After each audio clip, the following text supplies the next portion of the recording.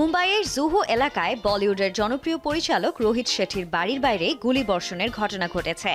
৩১ জানুয়ারি গভীর রাতে আনুমানিক দিবাগত রাত ১২টা ৪০ থেকে ১টার মধ্যে অজ্ঞাত পরিচয় দুষ্কৃতিকারীরা তার বাড়ির সামনে ৪ থেকে ৫ রাউন্ড গুলি চালায়। তবে এই ঘটনায় কেউ আহত হননি বলে জানিয়েছে পুলিশ। দ্রুত ঘটনাস্থলে পৌঁছায় পুলিশ ও ফরেনসিক দল। পুলিশ জানিয়েছে গুলিবর্ষণের পরপরই পুরো এলাকা ঘিরে ফেলা হয় এবং নিরাপত্তা জোরদার করা হয়। বর্তমানে রোহিত শেঠির বাড়ির বাইরে অতিরিক্ত নিরাপত্তা বাহিনী মোতায়েন রয়েছে। তবে এই হামলার পেছনে দুষ্কৃতিকারীদের উদ্দেশ্য কি তা এখনো স্পষ্ট নয়। এর আগেও সাম্প্রতিক সময়ে বিনোদন জগতের একাধিক তারকার বাড়ি ও ব্যবসা প্রতিষ্ঠানের বাইরে গুলিবর্ষণের ঘটনা ঘটেছে। ২০২৪ সালের ১৪ এপ্রিল মুম্বাইয়ে বলিউড সুপারস্টার সালমান খানের আবাসন গ্যালাক্সি অ্যাপার্টমেন্টের বাইরে গুলি চালানো হয়। ওই হামলার দায় নেয় বিষ্ণুই গ্যাং। মামলায় দুজনকে গ্রেপ্তার করা হলেও পরে তারা জামিনে মুক্তি পান।